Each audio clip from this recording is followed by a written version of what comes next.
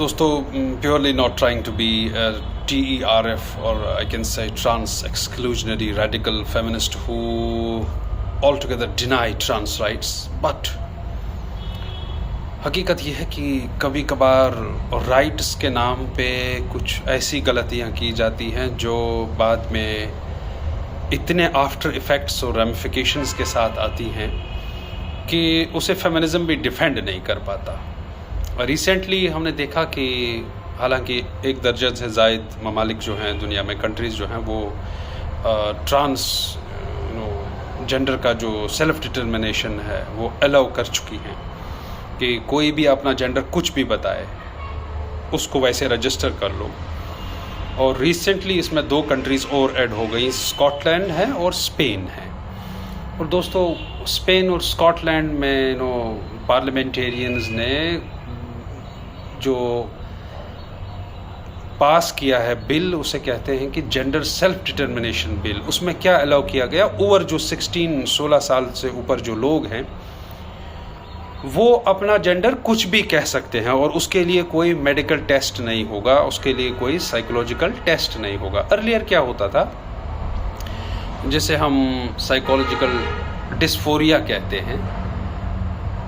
उसमें वो एक ऐसी साइकोलॉजिकल कंडीशन होती है जिसमें मान लीजिए कोई कह रहा है कि मैं मेल हूँ लेकिन उसका जो सारा जेंडर एक्सप्रेशन है वो फीमेल का है, और पैदा होते वक्त उनका जेंडर मेल था लेकिन उनका जो फीलिंग है, वो एक्सप्रेशन जो है वो फीमेल का है। इसके लिए कोई टेस्ट नहीं होगा, लोग जो कहेंगे मेरा जेंडर लिख दीजिए, वो जेंडर लिख दिया जाएगा, और बिना किसी जांच के, ना साइकोलॉजिकल ना मेडिकल। दोस्तों, हम यहाँ बायोलॉजिकल एसेंशियलिज्म को स्ट्रेंथन नहीं कर रहे हैं, ना ही मैं जेंडर को एज बाइनरी बता रहा हूँ between male and female sex. But हकीकत ये है कि जैसे J.K. रॉलिंग, हैरी पॉटर के ऑथर, इस चीज़ को बहुत मुखालफत कर रहे हैं कि ऐसी चीज़ों से जो basic concept of biological sex है वो बाउंड्रीज ब्लर हो रही हैं, और ये जो सिनफी खुद इरादियत है, जेंडर सेल्फ एक्सप्रेशन है, ये एक कुछ ऐसी प्रॉब्लम्स के साथ आएगा, बाद में आपके लिए मुश्किल हो जाएगा उन चीज़ों को टैकल करना। जैसे शेल्टर होम्स में अगर कोई वीमेन स्पेसिफिक है तो आप वहाँ किसी को भी क्या रख सकते हैं। जैसे जेलों में क्या जो बज़ाहिर मेल हैं और ख़ुद को फीमेल कह रहे हैं, और अब आपने जेंडर सेल्फ डिटर्मिनेशन दे दिया, खुद इरादियत, कि मैं मेल दिखता हूँ और कहूँगा कि मैं फीमेल हूँ, तो क्या कैदियों की विमेन वाली सेल में डाल दिया जाएगा? तो इससे जो सेक्स क्राइम्स होंगे, इससे जो असॉल्ट्स होंगे, इससे जो बाकी जो ये प्रॉब्लम्स लेकर आएगा, उन प्रॉब्लम्स का क्या? देयरफॉर कभी कभार ऐसी चीज़ें बिल्स में पास हो जाती हैं जिन पे एक फोरथॉट, जिन पे मतलब एक अच्छे से जो कंसिडर्ड डिसीजंस नहीं होते हैं, वो अपनी रैमिफिकेशंस के साथ, अपने इफ़ेक्ट्स के साथ, अपनी प्रॉब्लम्स के साथ आती हैं। इंसान की बायोलॉजिकल सेक्स को डिटरमाइन करने के लिए क्रोमोसोम्स तो हैं, एक्सटर्नल जेनिटल्स तो हैं। देयरफॉर हार्मोन्स को नज़रअंदाज करना, इवन हार्मोन्स को, हार्मोनल एक्सप्रेशन को नज़रअंदाज करना, और सिर्फ लोगों से सुनना कि वो अपना जेंडर क्या चाहते हैं। उसमें स्पेन और इन ममालिक में कुछ 3 महीने का टाइम ये भी दिया गया है कि आप मशवरा कर लीजिए, बाद में आकर चेंज कर लीजिए। अगर अभी किसी ने मेल लिखा है अपना जेंडर, तो वो 3 महीने के बाद फीमेल भी लिख सकता है, जिसने फीमेल लिखा है वो मेल भी लिख सकता है। ऐसी फ्री वाली आज़ादी जिसमें कोई फोरथॉट दिया नहीं गया है,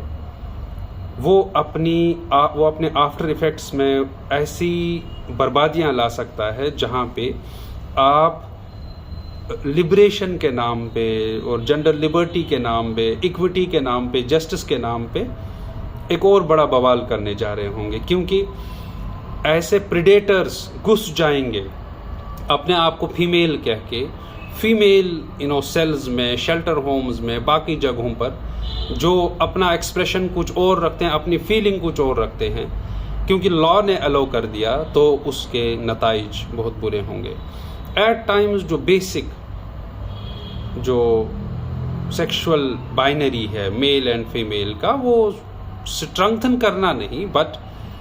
एक्सेप्ट करना, और अगर जो जेंडर डिस्फोरिया है उसकी प्रॉपर मेडिकल चेकअप्स होने चाहिए, साइकोलॉजिकल चेकअप्स होने चाहिए, तब ये आज़ादी दी जानी चाहिए, ना कि blindly without any medical test किसी को भी अलाउ कर देना कि वो अपना जेंडर सेल्फ डिटरमाइन करे। बिकॉज ये ट्रांस राइट्स के लिए और ट्रांस राइट्स एक्टिविस्ट्स के लिए जीत हो सकती है, बट ये लार्जर समाज में बहुत सारी बर्बादियां ला सकता है, क्योंकि हार्मोन्स को, एक्सटर्नल जेनिटल्स को, क्रोमोसोम्स को, एक फिजिकल अपीयरेंस को आप नज़रअंदाज करके इंडिविजुअल को वो राइट दे रहे हैं कि वो अपना जेंडर 3 महीने बाद आकर फिर से कुछ लिख सकता है। तो ये आर्बिट्ररी है, और जिस पार्ट ऑफ द वर्ल्ड में हम रहते हैं उन लोगों के लिए ये ज़रूर सबक है कि वाइल पासिंग द बिल्स एक कंसिडर्ड डिसीजन पे आना कितना ज़रूरी है, ना कि आर्बिट्ररी डिसीजंस। LGBTQIA++ राइट्स की सब बात करते हैं, क्वेयर राइट्स की सब बात करते हैं, करनी चाहिए वो अपनी जगह, लेकिन आज़ादी के नाम पे ऐसी आर्बिट्ररी आज़ादी नहीं होनी चाहिए कि सेल्फ डिटरमाइन कर दो। अच्छा, बच्चों में इवन देखा गया है, जब ट्रेंड चला है ट्रांस पीपल का और ट्रांस उस जेंडर एक्सप्रेशन का जब ट्रेंड चला है, तो बच्चों में देखा गया है, स्कूलों में मैं किसी जगह पढ़ रहा था कि वो अपने आप को ट्रांस कह रहे हैं। Who will determine this? क्या वो आउट ऑफ ट्रेंडी दिखने के लिए खुद को ट्रांस कह रहे हैं कि वो ट्रांस हैं, उनकी एक्सप्रेशन है ट्रांस, या एक और फैशन या फैड बन के रह जाएगा एक्सप्रेशन? तो जेंडर एक्सप्रेशन एक सीरियस आइडेंटिटी का मसला है, ना कि ये कोई फैशन आइटम है या कोई शॉर्ट फैशन जिसे हम फैड कहते हैं वो बनने दिया जाए। देयरफॉर एक थॉट ज़रूरी है, एक सीरियसनेस ज़रूरी है। जिन कंट्रीज़ ने, मैं आपको कह चुका 1 दर्जन से ज़्यादा, हिंदू में भी रिपोर्ट आई है, 1 दर्जन से ज़्यादा जहाँ पे इस जेंडर सेल्फ एक्सप्रेशन को अलाउ किया गया है, वहाँ पे रिविजिट होने चाहिए ऐसे डिसीजंस, ताकि प्रेडेटर्स से बचा जाए पब्लिक स्पेस में, पब्लिक इंस्टीट्यूशंस में, डोमेस्टिक लाइफ में। क्योंकि जेंडर सेल्फ डिटरमाइन करने का जो राइट हर एक इंडिविजुअल को, और उसको बाद में 3 महीने के बाद चेंज करने देना, अपने आप में एक आर्बिट्ररी डिसीजन है, जिसकी कोई बेसिस नहीं है और जिस पे कोई थॉट नहीं है। Even there is a section of feminists who are opposing it. Thank you.